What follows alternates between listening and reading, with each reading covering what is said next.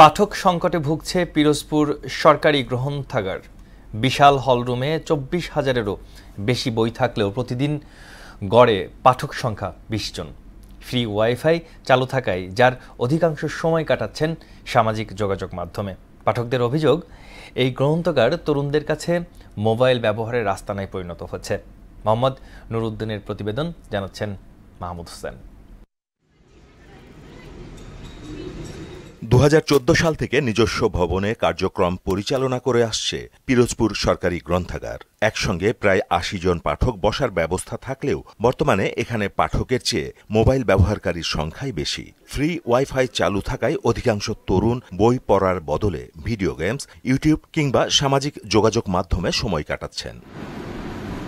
পাঠকদের অভিযোগ, আধুনিক বই ও পড়ার উপযোগী পরিবেশ নিশ্চিত করা না গেলে এ গ্রন্থাগার তরুণদের কাছে বই পড়ার জায়গা নয়, বরং শুধু আড্ডা আর মোবাইল ব্যবহারের আস্তানায় পরিণত হবে। অনলাইনে এই কোর্সগুলোরও বিভিন্ন ভিডিও আছে, এই ভিডিওগুলো দেখতে হয় আমার, এর জন্য আসা। ওয়াইফাই যখন লেখা ছিল সেই কারণে আমি অ্যাপ ইউজ করতেছিলাম, মাঝে মাঝে অ্যানিমে ডাউনলোড করি কার্টুন দেখার জন্য। বই পড়ার সময় দেখা যায় কিছু বড় ভাইরা আছে মোবাইল টিপে দেন শব্দ করে, তো এতে আমাদের অনেক প্রবলেম হয়। ফোন চালায়, দেন গেমস খেলে, এগুলো আসে, এগুলো আমাদের অনেক সমস্যা হয়। বিভিন্ন অনলাইনে ক্লাস করি আর ফেসবুকে বিভিন্ন পড়াশোনার ম্যাটেরিয়ালস থাকে, ওগুলো দেখি।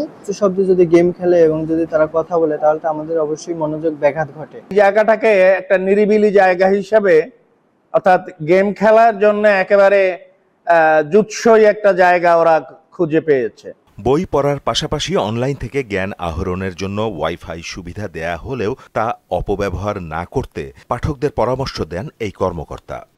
ওয়াইফাই যেমন আছে, এটা পাঠকদের উপকারের জন্যই দেওয়া হয়েছে, যেহেতু অনলাইনে আমাদের ই বুক আছে, ই বুকে আমাদের কিছু বই আছে, এই বইগুলো পড়ার জন্য মূলত এটা ব্যবহার করার জন্য। এখানে যদি কেউ অপব্যবহার করে তাদেরকে আমি মানাও করেছি যে না, এটা ব্যবহার করা যাবে না, বাট লাইব্রেরি মূলত ওটা বই পড়ার জায়গা। জ্ঞান পিপাসু পাঠকদের পদচারণায় পিরোজপুর সরকারি গ্রন্থাগার আরও বেশি মুখরিত থাকবে এমন প্রত্যাশা সবার। মাহমুদ হোসেন, মোহনা সংবাদ।